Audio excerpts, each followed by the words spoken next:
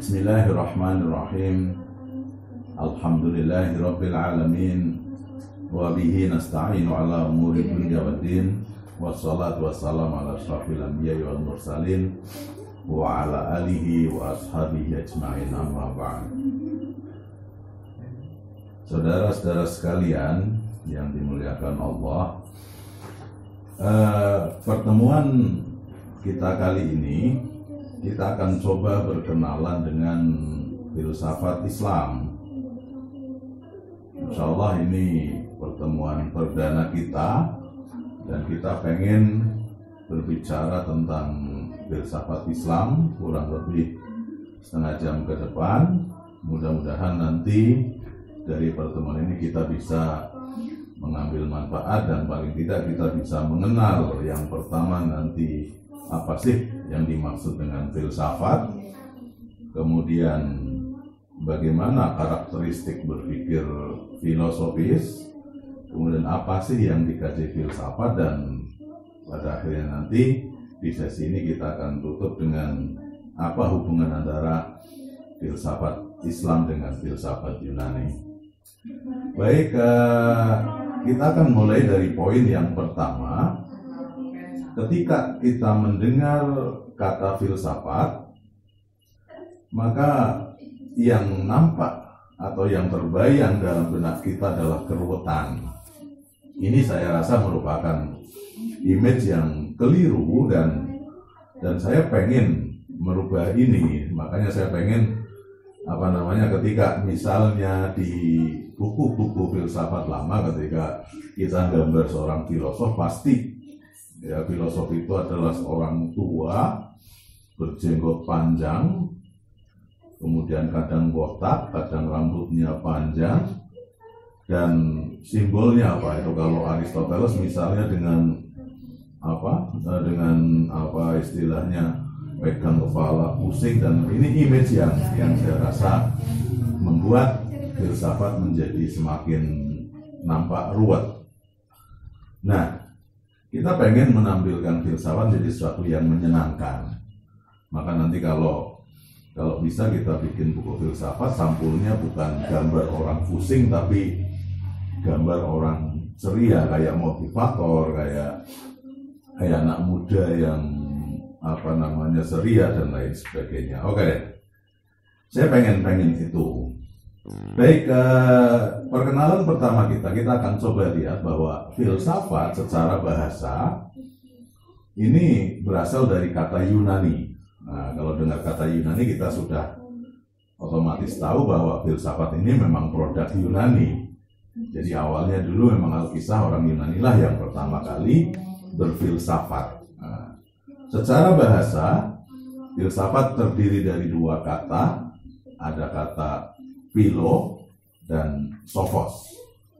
Philo artinya cinta, dan ini cinta yang sesungguhnya, cinta yang serius, cinta yang benar-benar, ya bukan cinta monyet, bukan cinta abal-abal.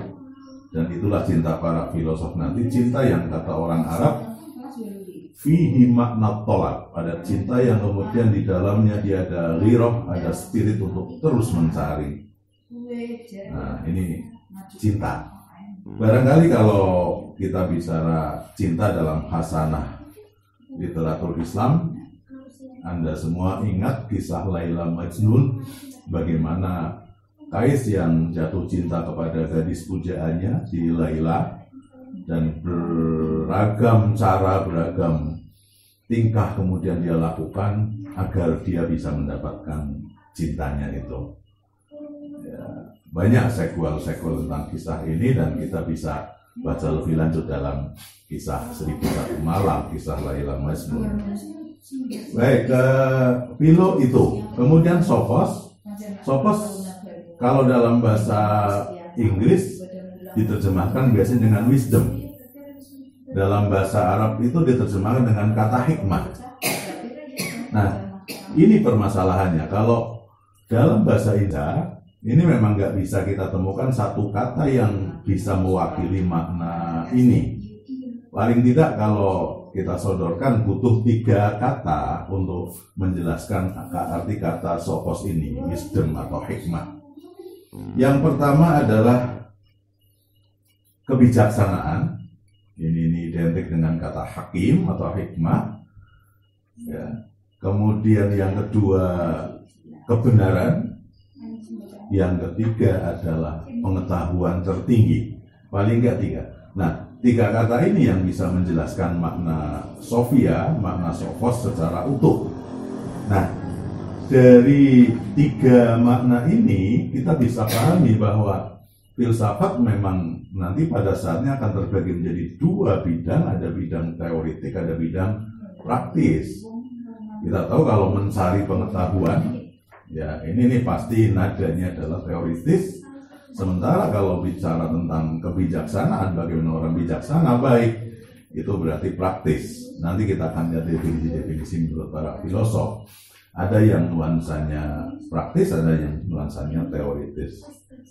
Nah, seorang yang mencari kebenaran, mencari hikmah, mencari wisdom, mencari pengetahuan dan sungguh, ini biasa disebut dengan filosof.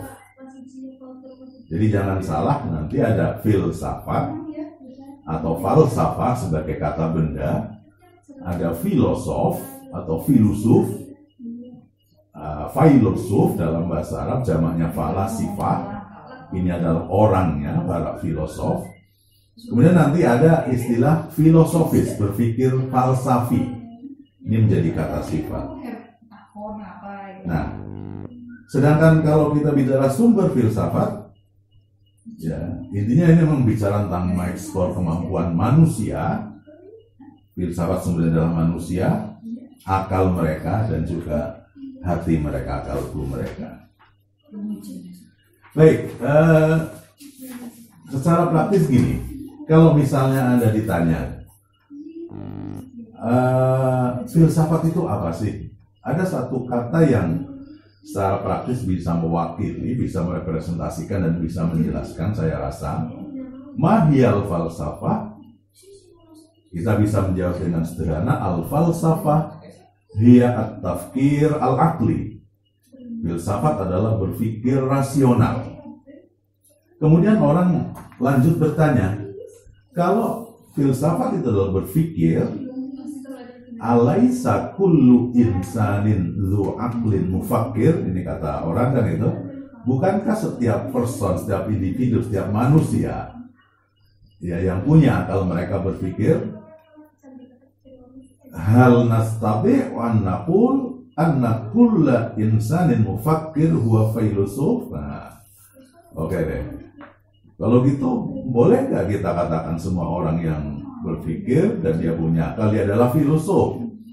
Nah, tentu saja para filosof tidak semudah itu. Mereka katakan, lah, oh enggak cukup. Enggak cukup orang punya akal berpikir kemudian dikatakan filosof. Sebab apa? At-tafkir al-falsafi, berpikir filosofis, itu adalah at-tafkir dzu khasais, berpikir yang memiliki karakteristik tertentu, ada ciri-ciri khas. Nah, maka sekarang kita akan coba bicarakan ciri khas berpikir filosofis. Apa sih ciri-cirinya? Yang pertama, berpikir filosofis, paling enggak saya sampaikan ada 4 ciri berpikir filosofis. Jadi nggak bisa kayak misalnya ente ada seorang temen di pojok kelas ditanya, Mas lagi ngapain? Terus dia bilang, wah saya lagi berfilsafat. Terus berfilsafat tentang apa? Lagi mikir, misalnya mikir kasbon, mikir apa? Enggak lah. Jadi berpikir dengan karakteristik tertentu. Yang pertama berpikir bebas. Ya. Bebas artinya objektif. Bebas artinya tanpa tekanan. Bebas artinya hur, ghairu mujbar, bebas tidak ditekan, bukan pesanan orang, bukan karena dipaksa, itu bebas dan objektif. Dan ini menjadi ciri khas berpikir filosofis, dan inilah yang ditanamkan oleh filsafat kepada para pelajarnya, para pencarinya, termasuk mahasiswa. Dan ini menjadi kepentingan kampus, bagaimana bisa berpikir bebas, berpikir kritis, dan lain sebagainya. Nah, ini pelajaran pertama, berpikir bebas. Kemudian di samping bebas juga berpikir radikal. Radikal ini asal kata dari radix. Radix itu akar. Jadi radikal itu mengakar, tuntas, dalam. Ciri khas filosof ketika mereka berpikir tentang sesuatu adalah mereka berpikirnya mendalam, tuntas, tidak tanggung-tanggung, selesai. Ini bisa kita lihat bersama ketika misalnya, ya secara jujur, secara naluriah katakanlah, manusia itu nggak terkecuali filosof itu ngakui bahwa akalnya itu terbatas kemampuannya. Nanti bisa kita lihat misalnya pemetaan yang bagus, ada seorang filosof namanya Ibnu Tufail, itu dia dalam kisah Hayyu bin Yaqdha dia memetakan itu. Nanti pada sesi keberapa kita akan ketemu. Ya. Ada juga yang mengatakan akal manusia bisa menembus kemana-mana, tapi pada prinsipnya sebetulnya ada keterbatasan. Meskipun terbatas kemampuannya, tapi kata mereka akal kita bisa menembus kemana-mana. Dan ini dibuktikan oleh para filosof ketika mereka membahas tentang berbagai hal. Kita tahu perdebatan antara Imam Ghazali ya ketika beliau mengkanter para filosof muslim sebelumnya, ketika beliau mengkafirkan mereka dalam konteks karena mereka tidak percaya dengan adanya azab kubur secara fisik, pembangkitan jasmani secara fisik dan lain sebagainya. Ini kan karena apa? Karena garis yang mereka tempuh adalah itu tadi, radikal, tuntas. Dan mohon jangan lupa bahwa kata radikal akhir-akhir ini sering dipakai dan lebih populer bukan dalam konteks berpikir mendalam, tapi lebih kepada kekerasan. Dan radikal secara filosofis tentu bukan yang dimaksud kekerasan atas nama agama yang sekarang lagi rame di kalangan kita, ya. Menteri Agama kemarin dibantai bisa di DPR gara-gara term itu bukan itu. Radix yang mengakar, tuntas. Oke. Kemudian di samping radikal, bebas, dua, yang ketiga adalah berpikirnya universal. Jadi ketika mereka memandang sesuatu itu universe itu luas, tidak sempit. Contoh atau kisah yang paling tepat untuk menggambarkan ini adalah, saya rasa sebuah kisah yang sangat masyhur tentang cerita berapa 5 atau 4 orang buta yang mereka berebut kebenaran kan itu. Mungkin Anda semua sudah sering mendengar ini. Dikisahkan ada 5 orang buta, mereka kemudian diminta sama seorang filosof di situ, tolong kalian saat ini pegang seekor gajah di depan kan, ada seekor gajah namanya. Coba kalian sentuh, kalian pegang dengan 1 kali pegangan, 1 kali sentuhan. Setelah mereka lakukan itu, kemudian mereka diminta untuk mendeskripsikan gajah itu kayak apa, sebatas pengalaman mereka. Dan ingat, mereka buta sejak lahir, jadi dari kecil mereka belum pernah melihat hewan yang namanya gajah. Maka rujukan mereka adalah sentuhan tadi. Orang yang pertama mengatakan gajah, Pak, dan mereka hanya belum pernah melihat, tapi pernah mendengar cerita bahwa gajah itu hewan yang paling besar lah katakanlah di muka bumi ini. Dari hewan purba yang masih hidup, pokoknya ada konotasi besar di sana. Orang pertama mengatakan, oke, Pak, saya baru tahu bahwa gajah itu ternyata tidak seperti yang diceritakan umat manusia pada umumnya, hewan yang besar. Gajah itu kecil, tadi saya pegang dengan tangan saya kok nyakep begini, karena bukan dia megang buntutnya, megang ekornya.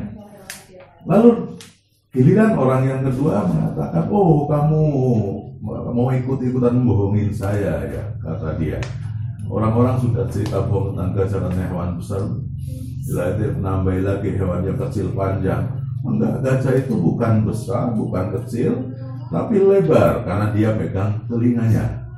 Datang lagi yang ketiga membantah pernyataan pertama dan kedua karena yang dia pegang kakinya, data yang keempat kemudian lebih kencang lagi, oh kalian semua bukan cuman ngibulin saya, tapi kalian sudah mencoba menyesatkan saya, kalian berarti sesat dan lain sebagainya. Yang kelima sampai kafir dan lain sebagainya. Inilah dialog antara 5 orang buta yang menemukan kebenaran dengan pengalaman mereka.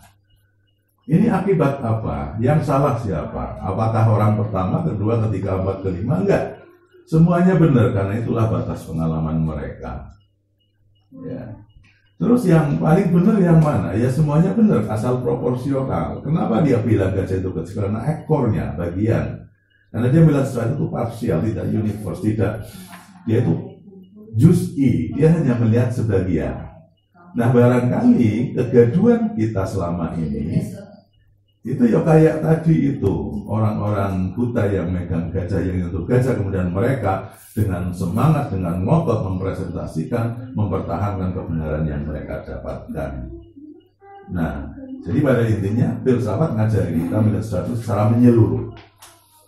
Jadi dari ekor sampai telinga sampai perut disatukan jadi seekor hewan namanya gajah, kan itu kan. Ini pandangan menyeluruh. Kemudian yang terakhir, karakteristik berpikir filosofis. Ya setelah bebas, radikal, kemudian universal, sistematis. Sistematis itu tertata, runtut. Dan ingat berpikir sistematis ini akan membuat kita bagaimana menciptakan kita berpikir dengan benar, tidak terjebak kepada kekeliruan, kesalahan. Nah, seringkali yang terjadi di lapangan, kadang teman-teman kita itu nggak sabar sehingga dia loncat dari titik 1 langsung ke 4, kemudian 9 dan lain sebagainya. Itu tidak sistematis, tidak tertata. Di samping itu belajar filsafat juga perlu mursyid, perlu pembimbing, perlu pendamping. Ya, perlu adanya pihak yang mendampingi. Ya. Agar apa? Agar tidak sesat, tidak nyasar. Nah, barangkali yang terjadi dengan teman-teman kita yang kemudian jadi gak jelas, jadi nyasar kemana-mana, mungkin karena tadi gak sistematis tadi. Kita tahu kalau anak usia SD kemudian dia diberi bacaan kelas SMA, itu bukan jadi cepet pinter, tapi pasti akan ada error. Itu sama kayak misalnya kalau dalam dunia bela diri, misalnya seorang karateka, ya dia baru sabuk putih, tiba-tiba belajar tendangan yang muter, yang konsumnya mungkin sabuk biru, maka bukan dia jadi tambah sakti, tapi dia akan kecetit dan lain. Nah, kalau kecetit urat kaki itu gampang, obatnya tinggal dipijat. Kalau yang kecetit urat pikiran itu kan malah jadi stres, jadi gila. Nah, kadang orang belajar filsafat kemudian jadi gak jelas, mungkin gara-gara itu gak sistematis. Nah, 4 karakteristik ini yang diusung oleh para filosof dan diharapkan nanti pada saatnya bisa memberikan pencerahan kepada kita semua sebagai para pelajar filsafat. Nah, secara umum definisi atau pengertian filsafat dengan karakteristiknya seperti itu. Baik, terus apa sih yang dikaji oleh filsafat? Yang kita kaji adalah pemikiran-pemikiran filosofis para tokoh, dan kita tahu filsafat itu awal munculnya memang dari Yunani, maka memang ada hubungan emosional ya antara filsafat Islam dengan filsafat Yunani, karena yang pertama kali memunculkan metode berpikir model ini adalah Thales dan teman-teman ya 4-5 abad sebelum Masehi. Ya mereka muncul di saat di mana umat manusia saat itu ketika mereka melihat atau membaca gejala alam, maka mereka berupaya menjawabnya bukan dengan nalar pikiran rasional, bukan dengan apa-apa, tapi mereka dengan mitos, dengan dongeng. Jadi dalam kisah-kisah kita tahu misalnya di kampung-kampung itu sampai sekarang juga mungkin masih ada, ketika ada gempa bumi, misalnya orang mengatakan bahwa gempa bumi disebabkan karena ada naga yang sedang berjalan dan lain sebagainya. Kalau di pantai selatan misalnya ada di Roro Kidul, ada di Blorong dan lain sebagainya, ada mitos-mitos, dongeng-dongeng. Jadi mitos itu adalah cerita yang sumbernya kalau kita lacak pasti nggak ketemu, itu nggak jelas dari mana dongeng. Nah, Toles adalah seorang pelaut, dia punya pengalaman dengan air, ya dia berbulan-bulan di laut, sehingga dia punya pengalaman luar biasa dengan pentingnya air, sehingga ketika misalnya dia ditanya saat itu bahannya alam semesta, atau yang paling penting di alam semesta ini apa sih, kata dia adalah air.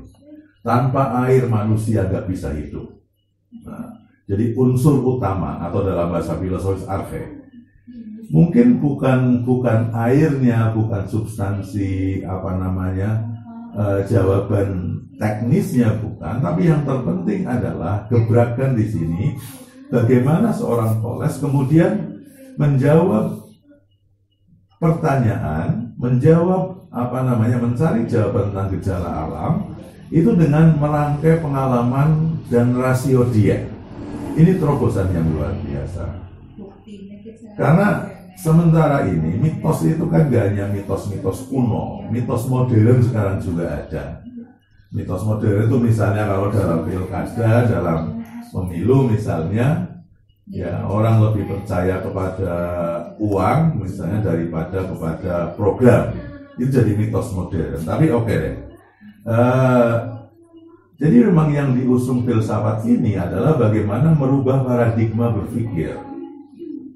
Kalau di kampung misalnya ada seorang pengen memulai bisnis, pengen bikin lokasi area bisnis, bikin contohnya adalah misalnya kandang ayam, katakanlah dia pengen bikin bisnis ayam bertelur. Tentu kajian-kajian rasional yang dilakukan adalah tentang lokasinya, tentang ventilasinya, tentang apanya. Tahu nggak kalau misalnya seorang yang punya jalan pintas, maka dia bilang, dia akan bertanya kepada seorang sesepuh, "Mbah, saya mau bisnis ini, kira-kira mulainya mulai bikin fondasinya nanti hari apa, jam berapa, terus nanti apa persembahannya." Nah ini nih jalan-jalan pintas seperti ini.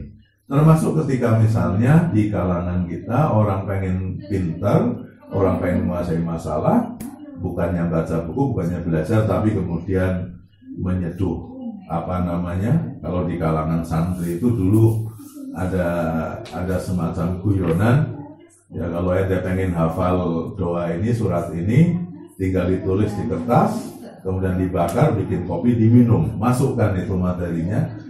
Tapi memang kadang-kadang ya jadi hafal juga gitu, artinya kita nggak kadang-kadang berpikir nggak salah amat ketika orang ikut yang seperti itu. Tapi filsafat ngajari kita untuk tadi ada step-step yang diambil, ada pandangan luas yang kemudian dibutuhkan seperti itu. Nah, tradisi Yunani yang ditransfer ke dunia Islam ini kadang-kadang menjadi celah kritik ya kepada filsafat. Berarti filsafat Islam itu nggak orisinil kan begitu, nggak orisinil.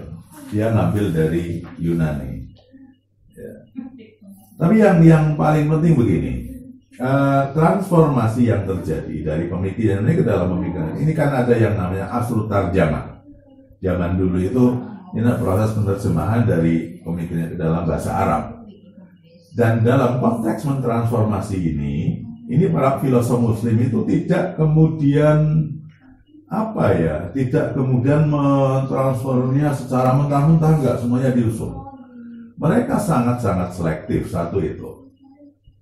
Maka nanti kita tahu ada proses yang namanya taufik dan talfik. Ya, nanti Al-Kindi punya program itu, taufik baina din wal falsafah. Memadukan antara agama dengan filsafat. Jadi filsafat Yunani yang produk akal murni ditransfer dunia Islam yang sudah ada kitab suci, ada Al-Quran, maka di sana ada proses pemaduan. Ya, tidak kemudian semuanya diambil, enggak. Contoh yang paling nyata adalah selektivitas yang kemudian mereka lakukan. Misalnya Aristoteles itu kan orang yang paling banyak, filosofi yang paling banyak diambil pemikirannya oleh filosof Muslim itu Aristoteles. Maka nanti kita tahu Aristoteles adalah guru yang pertama, al-mu'allim al-awwal. Nanti Al-Farabi, tokoh kita, al-mu'allim as-tsani, guru kedua. Ada guru ketiga nanti Ibnu Maskawai. Jadi ada apa namanya hierarki keilmuan yang sangat nyambung antara Islam dengan Yunani itu dalam konteks itu. Tapi Aristoteles punya konsep ketuhanan yang itu kemudian tidak ditransfer secara mentah ke dalam dunia Islam, enggak. Kita tahu Aristoteles juga monoteisme, Tuhannya satu, tapi ya ada yang berbeda dari Tuhan yang diproyeksikan oleh Aristoteles dengan Tuhan kita. Tuhan kita itu alim, khabir, maha tahu, maha waspada, muhyi, mumit, yang mematikan, yang menghidupkan semuanya. Jadi sangat-sangat aktif Tuhan kita itu, Allah itu maha segalanya. Sementara Tuhannya Aristoteles adalah Tuhan yang pasif, maha sempurna, tapi karena kesempurnaannya maka dia hanya duduk manis. Semesta ini berputar mengelilingi, berotasi untuk dan menuju kesempurnaannya. Ini berbeda, dan itu nggak diambil oleh para filosof Muslim. Kalaupun diambil hanya sisi kecilnya, dimodifikasi sedemikian rupa. Jadi pada intinya it's okay, filsafat Islam ngambil dari Yunani, tapi dengan berbagai seleksi dan modifikasi.